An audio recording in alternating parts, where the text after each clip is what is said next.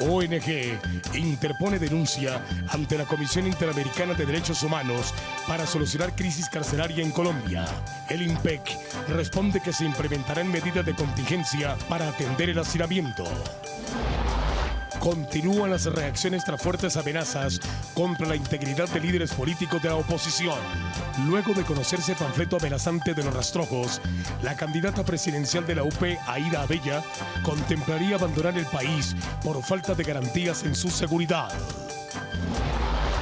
Los partidos de la Unidad Nacional ratificaron su respaldo a la reelección del presidente Juan Manuel Santos y oficializaron la salida del Partido Conservador. El presidente Juan Manuel Santos advirtió a las fuerzas militares que deben prepararse para una etapa de posconflicto. Hoy en Noticias Capital, con los reporteros digitales, edición especial sobre seguridad en las localidades de Ciudad Bolívar, Kennedy y Bosa. En deportes, Santa Fe buscará mañana la remontada frente a Morelia en el Campín para meterse en la fase de grupos de la Libertadores. El volante samario Aldo Leao Ramírez comandará el onceno mexicano en Bogotá.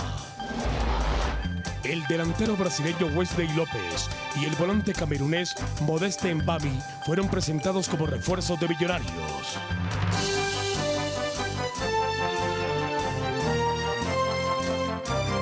Este es Noticias Capital.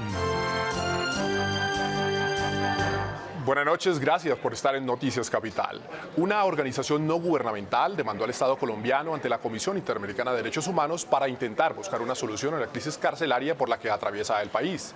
Frente al hecho, el director del IMPEC, el general Saulo Torres, dijo que se va a combatir la situación con un plan de contingencia que trae beneficios para los reclusos. Luego de haber presentado una tutela ante el Tribunal Administrativo de Cundinamarca y ante el Consejo de Estado sobre el hacinamiento en las cárceles colombianas, la Fundación Población Carcelaria de Colombia interpuso una demanda ante la Comisión Interamericana de Derechos Humanos para que la comunidad internacional actúe a favor del mejoramiento de la situación carcelaria de los reclusos. En este momento la crisis carcelaria es inmensa, súper inmensa, que tenemos una población alrededor de unos 122.000 internos, ¿sí?, de los cuales podemos decir que, digamos, en condiciones no óptimas como tal, pueden estar alrededor de un 100%. Por su parte, el director del IMPEC manifestó que profundizará los alcances de esta denuncia para pronunciarse sobre esta situación. Argumentó que para disminuir la tasa de sobrecupo de internos, que a la fecha llega al 59%, el Instituto Nacional Penitenciario y Carcelario de Colombia está trabajando en un plan de contingencia soportado en la Ley 1709 que mejoraría la condición de los reclusos desde el sistema penal acusatorio colombiano. A través de los diferentes centros y las oficinas jurídicas de cada uno de los establecimientos carcelarios se han tramitado alrededor de 3.200 solicitudes de internos que creen tener la posibilidad de acceder a los beneficios contemplados en la ley. Para los movimientos políticos y sociales amenazados por el grupo paramilitar Los Rastrojos, esto es una nueva clara y muestra de las denuncias que ellos han venido haciendo durante meses para el plan de exterminar a las voces de la oposición. Exigen al gobierno nacional actuar con premura para dar con los responsables de las amenazas. Para la candidata presidencial por la Unión Patriótica, Aida Abella, es desconcertante la respuesta del director de la Policía Nacional, el general Palomino, sobre que hay que investigar si son o no auténticas las amenazas. Porque es que él sabe si son auténticos o no. ¿Cómo lo sabe? ¿Tiene alguna firma? ¿Tiene algún sello? ¿Tiene alguna autenticación? ¿Qué es lo que quiere saber, si está auténtico o no auténtico? No, general. Yo con lo que le estoy pidiendo es de qué correo electrónico han sido enviados estas amenazas. Ustedes tienen la tecnología.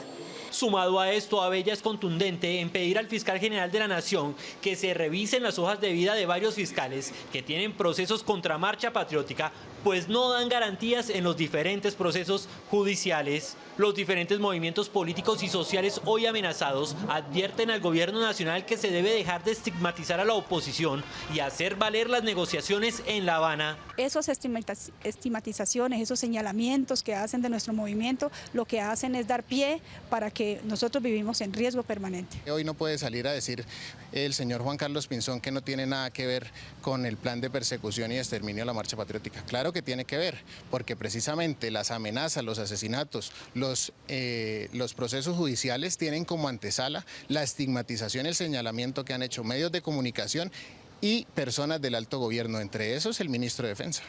A ver, ministro, responda si tenemos derecho a vivir en este país o no. La Comisión de Paz de las FARC respondió a la propuesta formulada por el vicepresidente de la República, donde les plantea adoptar los mínimos humanitarios durante este proceso de negociación. Las FARC afirmaron que no son ellos quienes se han opuesto a esta propuesta. De otra parte, manifestaron que no es cierto que alias Timochenko, máximo líder, se encuentre en La Habana, como lo afirmó el candidato presidencial Óscar Iván Zuluaga. El vocero de las FARC, Pablo Catatumbo, retó al candidato presidencial del Centro Democrático, Óscar Iván Zuluaga, a demostrar que el máximo comandante de las FARC, Rodrigo Londoño Echeverria, alias Timo León Jiménez, se encuentra en La Habana. Si el señor Zuluaga tiene pruebas de la presencia del comandante Timo León Jiménez en La Habana, debe presentarlas. Si no, no es más que una afirmación irresponsable. De otra parte, las FARC vieron como positiva la propuesta del vicepresidente de la República sobre los mínimos humanitarios, pero fueron claros que no es nueva. Hemos manifestado de manera pública y reiterada nuestra absoluta disposición para concertar y firmar de manera inmediata un tratado de regularización de la guerra o un cese bilateral de hostilidades. Para las FARC, esta propuesta ha sido rechazada por parte del Gobierno Nacional y especialmente del ministro de Defensa, Juan Carlos Pinzón. El desmonte de sus bandas criminales afines, tales como las llamadas urabeños, rastrojos, ejército antirrestitución de tierras y otras mafias del narcotráfico mal llamadas Bacrín. Por último, las FARC calificaron de sensata y patriota la propuesta del vicepresidente de la República. El presidente de la República, Juan Manuel Santos, agradeció hoy a la comunidad internacional el respaldo dado al proceso de paz con los grupos armados. Durante el saludo al cuerpo diplomático acreditado en el país, el jefe de Estado pidió respaldo para el posconflicto. En su saludo de inicio de año a representantes de gobiernos de todo el mundo, el presidente Juan Manuel Santos destacó la experiencia colombiana en procesos de paz y el impacto que tendría sobre la región que Colombia alcance la reconciliación. Pidió apoyo para el proceso posterior a la firma de la paz. Y quiero invitarlos a pensar, sé que muchos ya lo están haciendo, cómo nos pueden ayudar al reto más importante que asumirá Colombia en las próximas décadas, el manejo de cómo preservar la paz, el manejo del posconflicto. Se van a necesitar recursos, se necesita conocer las mejores prácticas en experiencias similares, se va a requerir ayuda en verificación, opciones de vida para los desmovilizados. El jefe de Estado agradeció el apoyo de la comunidad internacional al proceso de paz y de países garantes como Cuba, Noruega, Chile y Venezuela en los diálogos de reconciliación. Por otra parte, durante el acto de saludo de inicio de año del cuerpo diplomático acreditado en Colombia, el representante del Papa Francisco en nuestro país hizo un llamado para acabar con las raíces del conflicto. Apreciamos que en síntesis usted busque un alto crecimiento con equidad social, siendo bien consciente de la importancia de la inclusión social en todos estos procesos, porque si los avances no son compartidos, no generan progreso, sino nuevos conflictos. El nuncio apostólico recomendó recurrir a caminos no tradicionales para alcanzar la paz. Dar un nuevo enfoque al problema del narcotráfico propuso también el presidente de la República, Juan Manuel Santos. La iniciativa ya cuenta con el respaldo de gobiernos como el de Gran Bretaña. Para el presidente Juan Manuel Santos, la lucha contra el narcotráfico pasa por un nuevo enfoque del problema. La comunidad internacional está dispuesta a revisar el esquema utilizado en la llamada guerra contra las drogas desde hace más de medio siglo, para analizar otras alternativas y otros escenarios que puedan ser más eficaces. Para el jefe de Estado, el combate contra la droga no puede ser exclusivamente represivo. La guerra contra las drogas no se ha podido ganar y es hora, sin duda alguna, de pensar en nuevas estrategias. De inmediato, la propuesta recibió el respaldo de gobiernos como el de Gran Bretaña. Nosotros compartimos una ambición de ver tácticas e iniciativas que son más eficaces, porque nadie puede decir que estamos ganando en el mundo como dicen, el guerra contra las drogas. El pasado 29 de enero, en la cumbre de la CELAC en La Habana, Cuba, el mandatario propuso al secretario de las Naciones Unidas, Ban Ki-moon, realizar en Nueva York y no en Viena en el 2016 la cumbre mundial antidrogas para tener una discusión abierta y productiva, sin enfoques represivos, sobre la lucha contra el narcotráfico. Precisamente, el distrito pondrá a discusión de la Mesa de La Habana una nueva encuesta de percepción que plantea la posibilidad de usar la marihuana con fines terapéuticos en Bogotá. El objetivo de esta encuesta, según el secretario de Gobierno, es lograr crear una base para en el futuro poder seguir el ejemplo de ciudades como Colorado, Estados Unidos, y así poder usar la marihuana con fines terapéuticos, propuesta que harán llegar a La Habana y a la mesa del Gobierno Nacional. Seguimos insistiendo ante el Gobierno Nacional, como lo hice yo ante el ministro de Justicia, e insistir, como vamos a seguir insistiendo, ante la mesa de La Habana, para que el Gobierno Nacional, la FARC y la sociedad civil nos pongamos de acuerdo que necesariamente los psicoactivos, como lo reza el artículo 49, bajo prescripción médica, puedan ser utilizados. La idea, según el distrito, es con la marihuana lograr reducir los efectos negativos y violentos del bazuco. 50% de los habitantes de calle obtienen sus recursos sobre la base de lo que ellos llaman retacar, que es pedir limosna, que lo hacen en forma agresiva generalmente, y el otro porcentaje lo hacen sobre la base de cometer delitos en el caso del robo. Sin embargo, aclaró el funcionario que esto no significa un consumo desmedido y sin control. Según el secretario, será usada solamente para casos de rehabilitación y dependerá del proceso legal en curso. Este estudio y estas encuestas ya las tiene en sus manos el señor ministro de Justicia. Por supuesto, nosotros tenemos que llevar los canales formales. El primer canal formal es el Gobierno Nacional. Llevaremos también estas propuestas a los legisladores que tienen que legislar. Aunque las amenazas a los funcionarios de la Secretaría de Integración Social que prestan los servicios en el sector del Bronx persisten, Jorge Rojas, su director, afirmó que no se irán de ahí. La intervención integral a la calle del Bronx, propuesta por la administración distrital, cumplirá un año en los próximos días. Las dificultades en la zona, donde siguen operando 4 ganchos del microtráfico, no cesan. Integración Social mantiene el proceso alimentario, que evidentemente ha tenido dificultades, y vamos a empezar a operar con la Cruz Roja el proceso alimentario para las personas del Bronx. Integración no se ha ido del Bronx, no se va del Bronx. Aquí seguimos trabajando en función de los derechos y la dignidad de estas personas. El secretario recordó que en la zona hay uno de los mejores jardines infantiles a cunar de la ciudad. Luego de una inspección sorpresa en el Servicio Integrado de Movilidad SIM de la calle 106 con Autopista Norte, la ministra de Transporte, Cecilia Álvarez, llamó la atención a los ciudadanos para que se acerquen a renovar la licencia de conducción. La ministra aseguró que están desaprovechando más del 60% de la capacidad de los SIM y los centros de reconocimiento de conductores. Este es el panorama en el SIM y en el Centro de Reconocimiento de la calle 106, 3 días después de que se implementara el pico y pase para renovar las licencias de conducción. Mire, lo que he visto que las citas de hoy, había 10 personas con cita, 4 incumplieron, o sea, el 40%. Y es que por lo menos en este centro de reconocimiento, que tiene capacidad para 473 personas, solo están viniendo 80 al día. El llamado de atención sí es, los CRC nos preparamos para el pico y pase, los organismos territoriales nos preparamos para el pico y pase, pero la gente no está asistiendo. Los pocos ciudadanos que asistieron a renovar su licencia destacaron la implementación del pico y pase. Don Miguel, ¿cómo le ha ido con la renovación de la licencia? Bien, bien, bien. Ya está esto más descongestionado. Muy bien. Llegué a las 9:30, salgo a las 10:30 y veo que todo lo que se ha implementado está sirviendo. El superintendente de Puertos y Transportes, que acompañó la inspección, reveló que de 60 centros de reconocimiento que hay en Bogotá, 23 están siendo investigados.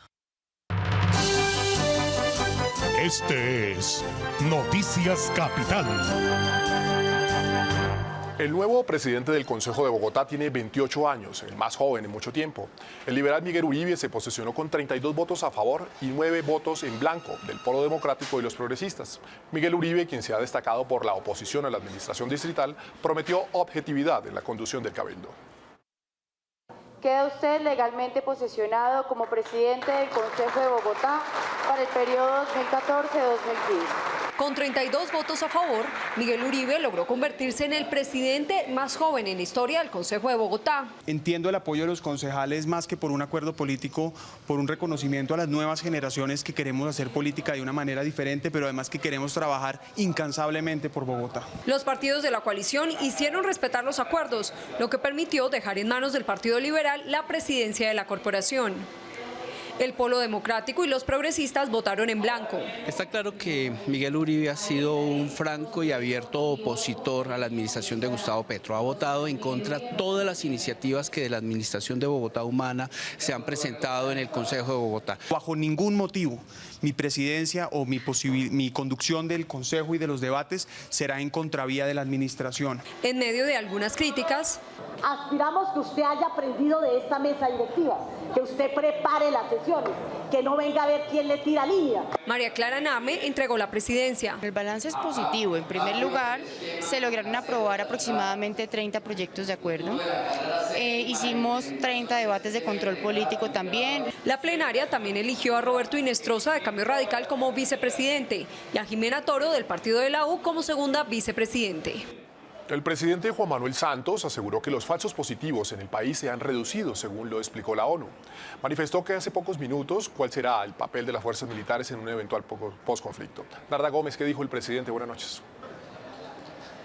Hola a todos, así es, hace algunos minutos ha concluido el diálogo de gestión aquí en el Ministerio de la Defensa, donde el presidente de la República, Juan Manuel Santos, ha hecho una evaluación del trabajo de la cúpula militar del Ministerio de Defensa de las Fuerzas Armadas en el 2013 y su proyección en el 2014, en este año, su trabajo en el 2014. El presidente ha dicho que las fuerzas militares, la cúpula militar, el Ministerio de Defensa, deben prepararse para actuar y desempeñarse en un eventual escenario de paz, en un país en paz. Veamos. Hay que pensar desde ya en estas Fuerzas Armadas en una Colombia en paz, unas Fuerzas Armadas modernas, unas Fuerzas Armadas con otro tipo de misiones, pero igualmente efectivas, que garanticen la seguridad en todo el territorio, haciendo presencia inclusive en otras latitudes, porque son Fuerzas Armadas que se han ganado el respeto del mundo entero. El mandatario de los colombianos ha agradecido a soldados y policías por su trabajo en recuperar la seguridad del territorio nacional y ha destacado, o ha dicho mejor, que uno de los retos de las fuerzas militares y de la policía pues es trabajar en todo lo relacionado con la lucha contra el delito. Es la información a esta hora desde el Ministerio de la Defensa. Continúa. Gracias, Narda. El Partido Conservador quedó por fuera de la unidad nacional que apoya la reelección del candidato presidente Juan Manuel Santos. Así lo determinaron los directores políticos del liberalismo, Cambio Radical y la U, tras una reunión en la que trazaron los delineamientos de lo que será la campaña reeleccionista. La unidad nacional integrada por los partidos Liberal, Cambio Radical y de la U cerró filas en torno a la reelección del candidato presidente Juan Manuel Santos y dejó por fuera al Partido Conservador. Sí, pues es una decisión que se deriva de la decisión que tomaron en la convención de tener candidato propio y no acompañar al presidente Santos. Tras 2 horas de reunión en un club al norte de Bogotá, donde se definieron los acuerdos de la coalición, los dirigentes políticos declararon su preocupación por el voto en blanco en los comicios presidenciales. Creo que eso tiene que ver con mucho escepticismo que hay frente a la política en general en el país, producto de muchos escándalos que hemos visto en los últimos años, pero eso llama la atención sobre la necesidad de iniciar rápidamente la campaña. Los partidarios de la reelección del presidente Santos también definieron la forma como quedará diseñado el tarjetón. Entonces, en este caso, el tarjetón tendrá en la candidatura del presidente Santos al Partido Cambio Radical, a los liberales y a la U. El mandatario colombiano define en las próximas horas el nombre de su fórmula vicepresidencial para inscribir la candidatura reeleccionista antes del próximo 12 de febrero. Ya son varios los magistrados del Consejo de Estado que se han declarado impedidos para fallar en el caso del alcalde de Bogotá, Gustavo Petro. Han argumentado que algunos de sus familiares trabajan en el distrito. Cada vez es más creciente el número de consejeros de Estado que se declaran impedidos para fallar en relación con las acciones de tutela que el Consejo de Estado, una de las entidades que terna a los candidatos a la Procuraduría, ha recibido sobre la destitución del alcalde Gustavo Petro. Los consejeros María Claudia Rojas, presidenta de la entidad, quien tiene un hijo como empleado en la Procuraduría en el área de Derechos Humanos, ha hecho público su impedimento, al igual que Luis Rafael Vergara, Berta Lucía Ramírez y Jaime Orlando Santofimio Gamboa, quienes también se han declarado impedidos por tener familiares en el Ministerio Público. Noticias Capital conoció que la consejera Elizabeth García tiene a una hermana de ella como empleada en la Procuraduría, mientras que el consejero de Estado Danilo Rojas tiene a su esposa como funcionaria del Ministerio Público. El consejero Marcos Velilla, quien fue candidato en una terna para elegir a fiscal general, tiene a una persona también cercana que ejerce funciones en la Procuraduría General. El procurador Ordóñez, quien también fue consejero de Estado, fue presidente de la sección segunda y en el 2004 alcanzó la presidencia de la corporación. 8 de la noche, 22 minutos. Vamos a una primera pausa en Noticias Capital y por favor, no toquen el control. Ya venimos con más información. Este es Noticias Capital. Calle 13, la banda puertorriqueña que encabezará el tercer concierto de la Esperanza en Cana Capital el próximo 14 de mayo en la Plaza de Bolívar, es conocida por sus letras satíricas sobre temas de cultura, política y latinoamericanidad y actualidad. Ha ganado 19 premios Grammy latinos y 2 premios Grammy, siendo así en la música urbana los máximos ganadores del Grammy. Calle 13 es una banda de música urbana de Puerto Rico encabezada por René Pérez Joglar, alias Residente, y su medio hermano Eduardo Cabra Martínez, alias Visitante. René es cantante, compositor y productor, mientras que Eduardo es compositor, arreglista, director musical y multiinstrumentista de piano, melódica, guitarras eléctricas, entre otros. La media hermana de ambos, Ileana Cabra Joglar, es la voz femenina del grupo. También espero que las turbinas de este avión nunca me fallen. Los hermanos René Pérez y Eduardo José Cabra nacieron ambos en 1978 en un vecindario de clase media de Trujillo Alto, una urbanización de San Juan en Puerto Rico. Se conocieron a los 2 años de edad cuando la madre del primero se casó con el padre del segundo. Más tarde, sus padres en común se divorciaron, manteniendo no obstante los hermanos el contacto y su nueva relación. Tanto el nombre de la banda como sus apodos de Residente y Visitante respectivamente surgen de la época de su niñez, siendo la calle 13 la dirección en la cual vivía René por entonces y a la cual iba Eduardo a visitarlo regularmente. Ambos, al llegar a la casa del primero, debían decirle al guardia de seguridad si eran residente o visitante. Perdono, pero nunca olvido. 14 de mayo en la Plaza de Bolívar de Bogotá, calle 13. A ustedes, gracias por estar con Canal Capital. Canal Capital es la televisión pública al servicio de los derechos humanos y la paz. Una feliz noche para todos.